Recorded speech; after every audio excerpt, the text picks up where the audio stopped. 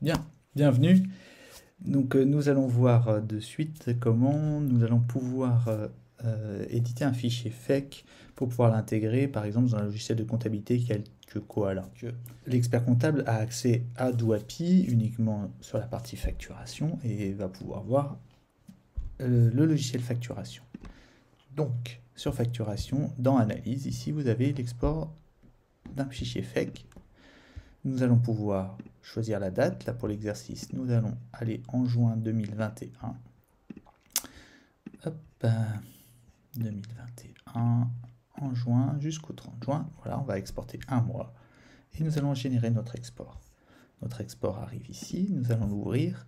Alors, nous allons l'ouvrir avec un fichier qui s'appelle, avec un logiciel qui s'appelle LibreOffice, qui est un logiciel qui est très bien pour traiter les données CSV notamment. Il y a toute une liste de critères ici que vous retrouverez dans la procédure pour pouvoir l'ouvrir correctement. Ici, on peut vérifier que la donnée est correcte. Voilà. Donc tout est bien arrivé correctement. Je l'ouvre.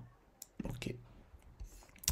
Notre fichier FEC, il va falloir le travailler un petit peu. Ici, nous avons les codes journal d'un fichier FEC classique.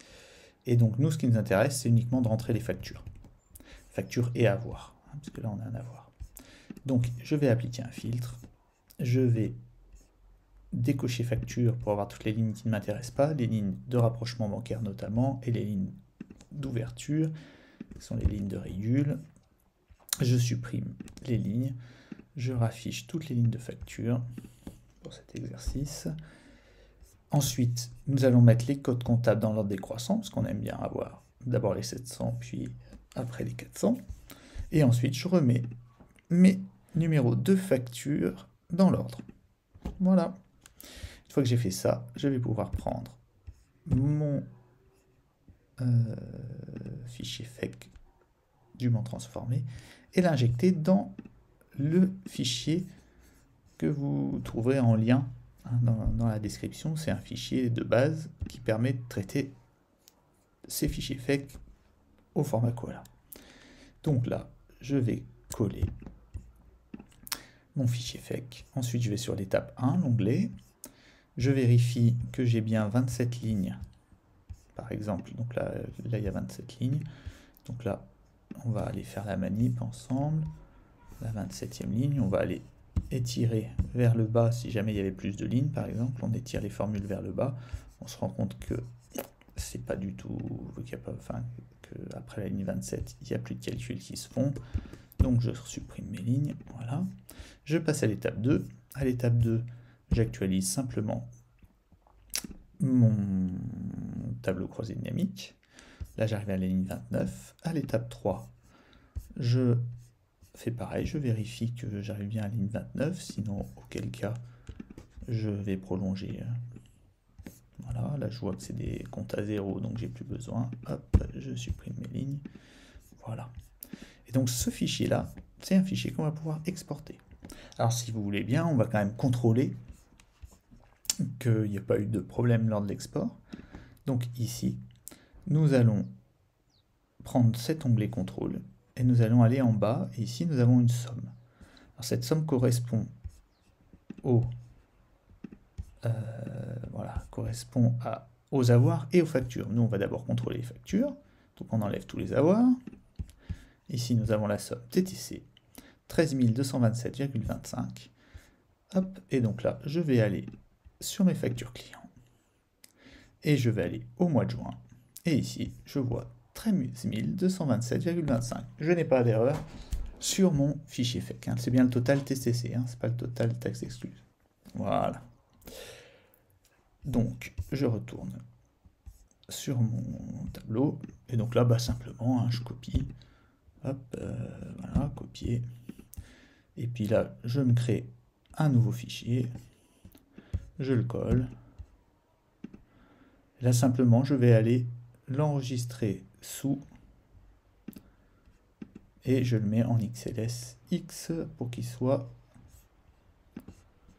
Voilà, ici, je choisis et je le mets en XLS X pour qu'il soit compatible avec les logiciels de chez Microsoft. Voilà, on a fait le tour de de la manip. C'est une manip qui est assez courte. Voilà. Donc il y en a pour 5 minutes pour pouvoir exporter tout ça. On va juste voir s'il pourrait y avoir une erreur de saisie. Alors, donc là, deux solutions, s'il y a une erreur de saisie, notamment des codes. Là, on voit les codes comptables. Ben non, là, tous les codes comptables. Ah voilà, 24. Voilà, normalement, ici, on est censé avoir le code comptable du client. Donc la référence client. Et là, c'est 24. 24, c'est le numéro de clé primaire de la base d'OAPI. Donc là, on voit qu'il y a une erreur. Alors ça a deux solutions. Soit c'est l'expert comptable qui le corrige, soit c'est le secrétariat qui a édité les factures. Donc là, on va aller chercher notre code 24. Alors, voilà. C'est le code comptable. Et ici, voilà, ici, le code comptable, c'est celui-là qui nous intéresse. Comme oxnum. Et donc là, on a un 24 qui traîne. Donc ça, c'est une erreur. Donc, ici, on va retrouver le nom de la facture. C'est la facture 11. Donc on peut dire, s'il vous plaît, la facture 11, merci de régler le problème. Il y a un problème de référence. Et donc, si je vais au mois de juin et que je récupère la facture 11, ici, je vois que la société hôtel, ici, alors la référence, vous la trouvez soit au-dessus de la société en fonction des versions de DOAPI, soit dans vente et achat, référence.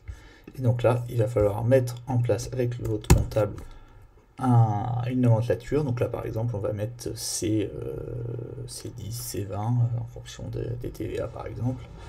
Et puis là, on va mettre sauce hôtel. Voilà. Je sauvegarde. À partir du moment où j'ai fait ce geste, si je réexporte le FEC, à ce moment-là, j'aurai bien le bon compte qui va arriver au bon endroit. Je le fais devant vous pour être sûr. Hop, voilà, juin, 1er juin au 30 juin. Paf. 30. Voilà, je l'exporte. Il arrive ici, je l'ouvre. Et donc là, notre 24, je vous le montre directement sans l'ouvrir. Hop, voilà, compte oxnum. Et là, nous allons découvrir que le 24 a disparu et qu'à la place, j'ai bien la société hôtel ici. Voilà, c'est société hôtel. Voilà, nous avons fait le tour de la question. Je vous remercie pour votre attention. N'hésitez pas à nous contacter si besoin. Bonne journée.